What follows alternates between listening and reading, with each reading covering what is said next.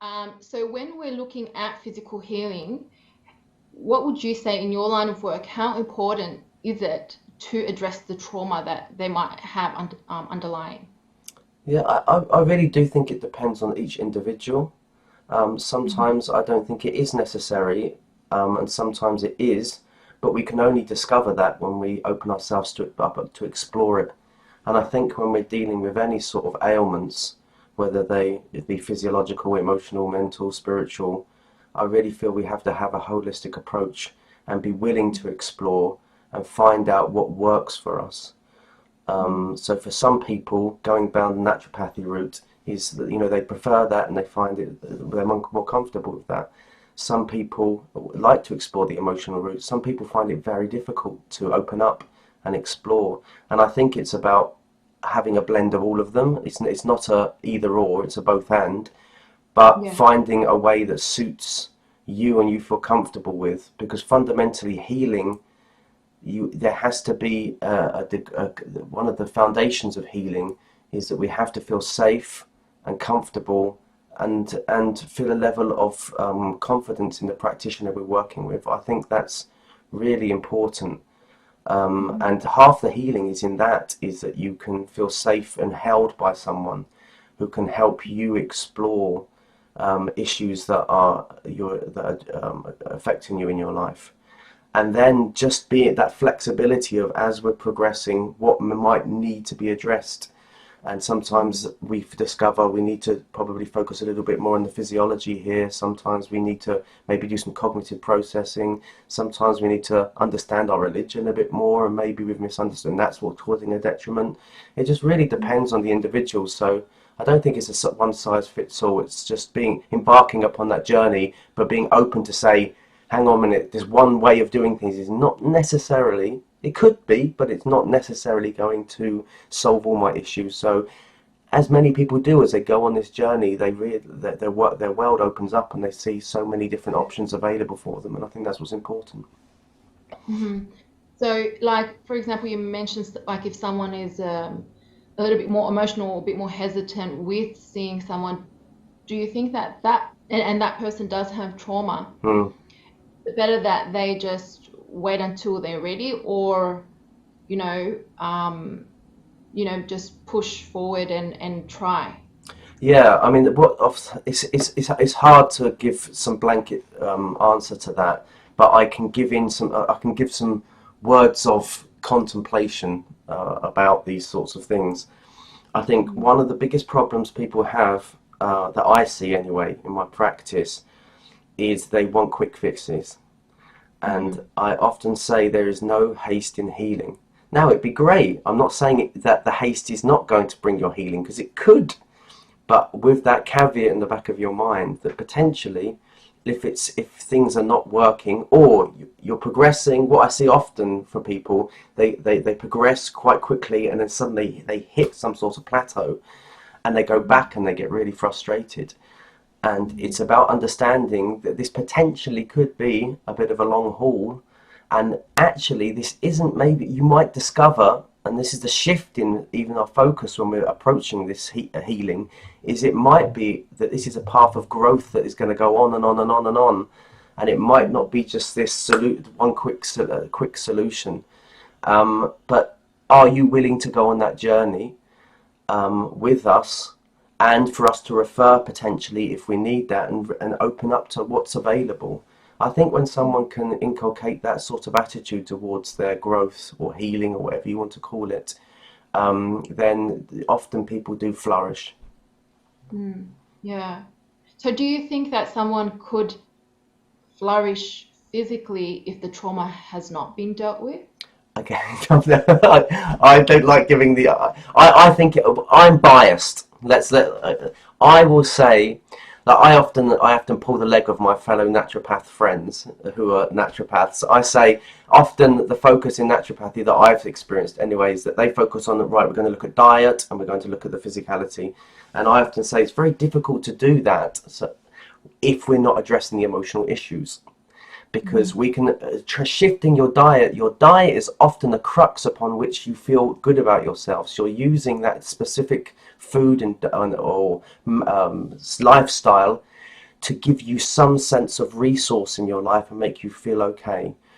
That's very important, but I'm often cautious of that we need to look at it in a different way emotionally, because before we can really bring out the change, we have to understand these unhealthy lifestyle patterns. Why are they there? They're a symptom of something underlying that's there, because we do feel very uncomfortable in ourselves, and we are trying to manage what's going on underneath. So yes, I mean, I will say, and I only can speak from my experience and the clients that I've worked with, is that the emotional factor is incredibly important, because it often are the bad lifestyle choices are being fed by that. And if we try to just break the lifestyle choices without addressing the underlying emotional needs, we often end up very frustrated because we've struggled to break them. So Yeah. I'm answering your question directly. Yeah, that's good. That's good. That's what we need to hear. This is what we're here for. So I actually understand what you mean as well. So like, for example, from my end, a client not complying, or they're able to, follow the treatment plan for maybe like a week or 2 weeks or 3 weeks, and then it only the excitement of the beginning of trying out this new naturopathic journey is there, but it only lasts for how long before, like, maybe the emotional issues or the reasons why they're not able to follow through with the plan, or the underlying reasons of why they're not motivated enough to change their diet, or there might be underlying things. So I see, completely where you're coming from. Okay, so that is a reality even in your work. Yeah, definitely. Like I see that. And so from my side, it's like, obviously I can only help them as far as they can go at that time. And then that's when we have to look at, other things. But even that barrier that you're talking about, sometimes people can follow a plan. They can follow to a T and do exactly as they've been told, but not get far, in terms of healing. And that's when we look at, okay, there must be other issues, because like A plus B, 1 + 1 = 2. Do you know what I mean? So if 1 + 1 is not equaling 2, then there's another thing to the equation. There's something else there. Yeah. So let's say somebody sees a naturopath, sees me, and I say, okay, off you go. You need to work on some emotional healing, or some trauma that needs to be addressed. At what point would there be signs or symptoms that you would say that you could be like, okay, the trauma has been addressed enough, or is there like a certain point that you can reach where you could move on to physical illnesses? Yeah, I think, often if someone's coming to me, well, I work as a counsellor, so I'm working with talk therapy, but I'm also working as a somatic experiencing practitioner, and I blend those. So if someone's coming with me with acute physiological symptoms, let's say eczema, and they've tried to treat it like through diet, they've tried to treat it through lifestyle, and they feel like often they've worked with that and they just keep hitting some sort of wall, and they're saying now they've come to that realization there's probably another factor, it's emotional. So if I work with someone like that, obviously I focus primarily on working somatically. I start with my principles of somatic, understanding the nervous system, understanding how to come out of fight and flight states, understanding how to come out of shutdown states, and how to fluidly come out of these different states, from social engagement to shutdown to fight and flight, and feel some competency in their body to understand why what's happening is happening, and then how to gently move out of these states. That's how I work with them. Often what happens is initially they feel like their symptoms are chronic. They can't make sense of that. They're just embedded in their sense of being, and they're just a constant. What often will happen is after time they still arise, but now they can see that they're happening because of circumstances. So they might have had an argument with someone and they had inflammation flare up, and then they come back to me. And it's not to say that the symptoms won't return, because what happens once it moves from it being a constant to just being happening sporadically, we now understand that our symptoms are our friends, because they're telling us that we're going off. They're telling us that we're getting locked into these states of either flight or fight and shutdown. So that actually guides to us now, rather than feeling like they're just constant enemies.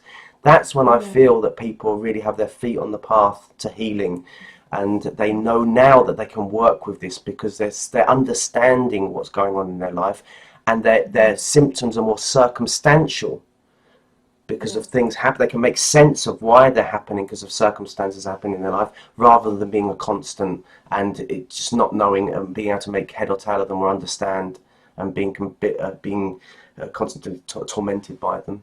That's when I Yeah. feel that they're ready. And with clients, it's they have a choice. Like often my clients, I taper off my clients. So we start with maybe once a week, once every 2 weeks, and we keep going. I have these blocks in the year, so we have 3 month blocks. After a 3 month block, we say, do you want to stretch it out some more? Instead of seeing me every 2 weeks, let's say once a month. And I slowly taper them and wean them off them, till some get a point where they say, I just like the monthly check-in, or I like the every 6 week check-in, or 2 month check-in, or 3 month check-in. Others decide just to leave, and they say, I've got what I want, and I'll just come back to you if I have problems. But we build this relationship. It's like, if they want to, some clients, they just wish to leave. But Yeah. that's the sort of relationship I have with them. It's not suddenly you're healed, I'm never going to see you again. Now they Yeah. have, and that's what's so important, I think, to people, is that they have tools and people they can access when they are slipping. So they're Yeah. not trying to have to do it themselves anymore. When they Mm-hmm. have need to, they now have those tools, or they have those people and professionals that they can reach out to. And just knowing that they're there can be such a emotional and psychological support for them, that they don't even have to. I sometimes say to my clients, just reach out if you feel desperate, but you often find we're going to leave it for 48 hours and they say, I don't need it now. But the fact that Yeah. they know there's someone, just Mm. psychologically, that can really help someone. Yeah. I think that's really important. The fact that you brought up, like, let's say something so complex, like a chronic, skin issue, where they started to identify themselves as a person with this chronic skin issue, for example, and never actually having seen it shifted, and then being able, once they've started to work on their trauma, being able to see it shift and then see that it's now circumstantial.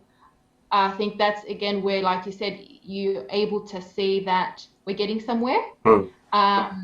That it's not me. It's not. This is not just me, and this is not just this is me, and this is my life, and I got to live with this forever. So I think that's really reassuring for people with chronic issues, and I think that in itself is something for people to investigate. Especially people with chronic issues, to investigate that, look for other ways of healing, look for ways in getting your cure, because, like, we hear that Allah subhanahu wa ta'ala has a cure for everything, and there's so many diseases that we are told that there is no cure. So sometimes it's worth going and exploring into what could be the underlying issue. um, Even it could be like a psychological or a trauma, or that you haven't processed.